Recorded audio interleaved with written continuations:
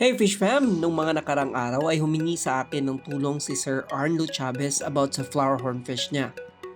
At kung mapapansin nyo sa video ay may mga blisters or rashes sa katawan at cook ng flower horn. Nagkataon naman na meron din similar na condition yung flower horn ko dati. Nag-advise ako na i-salt bath ang kanyang flower horn kasi yun yung ginagawa ko sa flower horn ko para gumaling.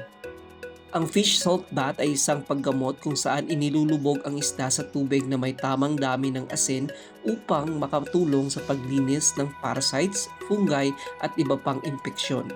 Ito yung proseso na isinare ko kay Sir Art. Una, i-prepare ang tubig na gagamitin para sa salt bath. Mas mainam na gumamit ng distilled water. Maglagay ng isang fistful ng asin sa tubig. Haluin ng maigi at siguraduhin ma-dissolve ang asin sa tubig. Naglagay din ako ng 1 bottle cup ng methylene blue para siguradong ma-cure natin ang any fungal or bacterial infection. Once nahuli na ang isda, pwede na natin gawin ang salt bath. Ilubog lang ng dahan-dahan ng isda sa solution. Magsimula sa tail pataas. Gumamit din ng malinis na pang-scrape sa mga infected na area. Pwede itong gawin up to 5 minutes. After ng salt bath, pwede na nating ibalik siya sa aquarium.